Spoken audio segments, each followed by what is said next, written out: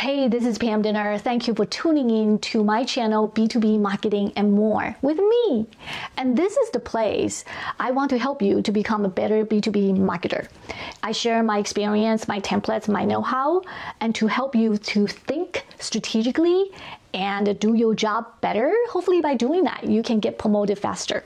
For today, I want to talk about messaging framework.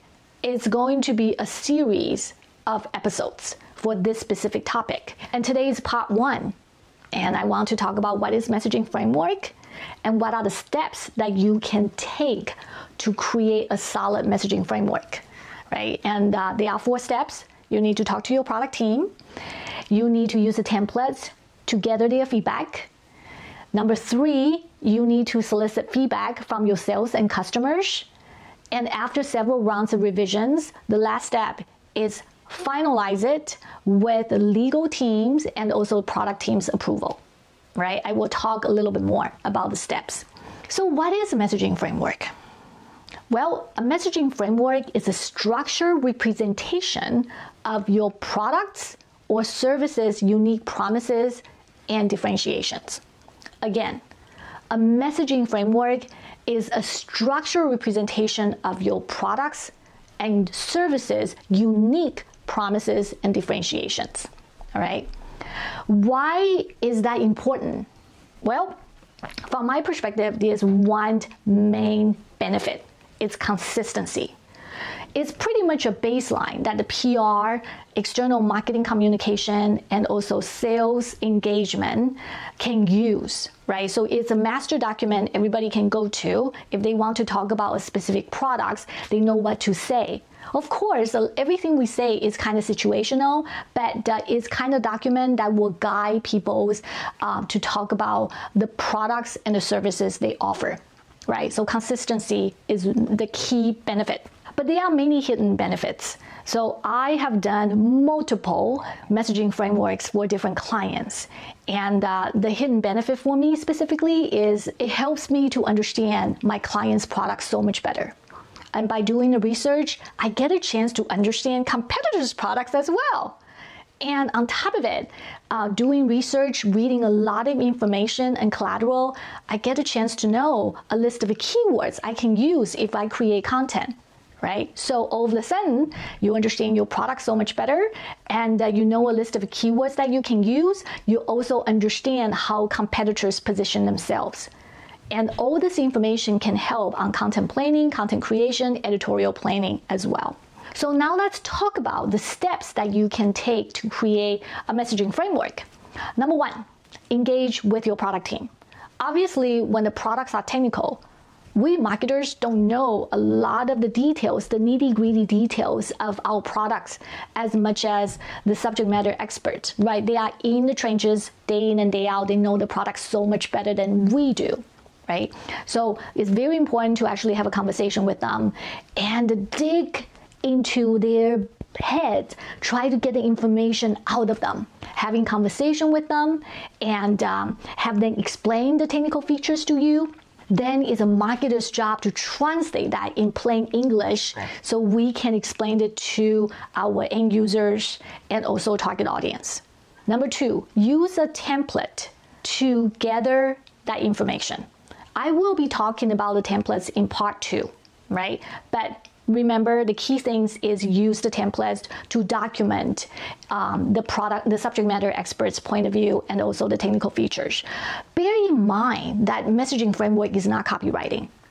You need to actually use information or the words to reflect the technical benefits and the product features and the user benefit accurately. Don't worry about that you have to sugarcoat and use magic words. No, use a plain English to document what you hear from your subject matter expert.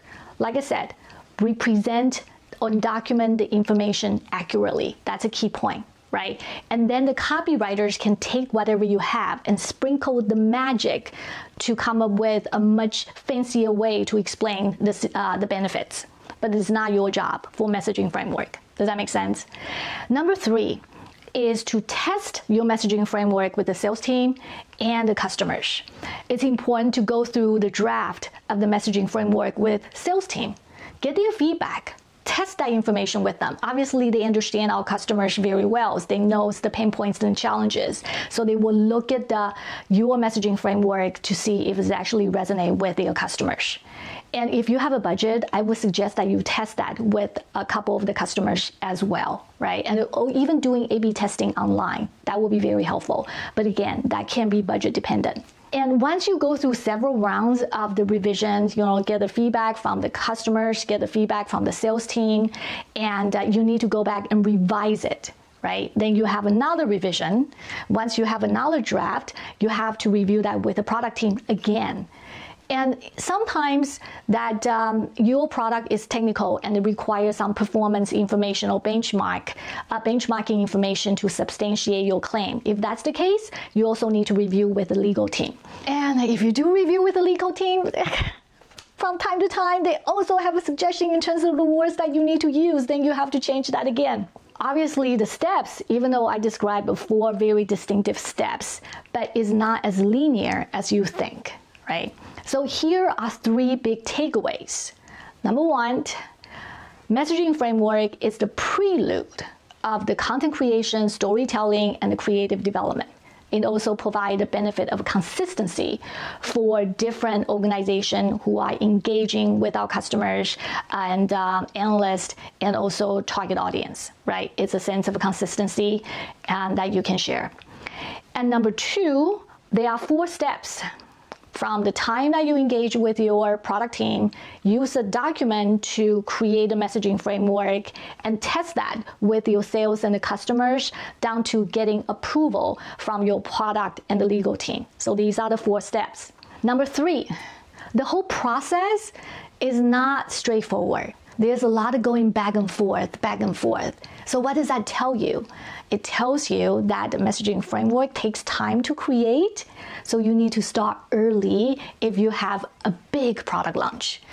Granted, the reality is that the product team probably will not finalize all the product features until like a couple weeks before the product launch. Trust me, I ran into that situation in the past. But that doesn't mean that you can't start early. Stay side by side with them, and there got to be some key features that will be included as a part of the product launch, right? But there are some secondary features or some features that the subject matter expert needs to determine or prioritize what works. That's okay. Right? So stay side by side with them. That doesn't mean that they have to finish their work first and you can start yours. In theory, that would be perfect, but in reality, you just need to work in parallel. I hope that you enjoyed today's episode. It's probably not a topic that applies to everybody, but from my perspective, messaging framework is super, super important. I hope you will tune in next week. I will be talking about part 2 of the messaging framework, which is a template I want to share with you. Okay? If you like the content, subscribe below or share with a friend who can benefit. I would really appreciate that. It means a lot to me. I hope to see you next week.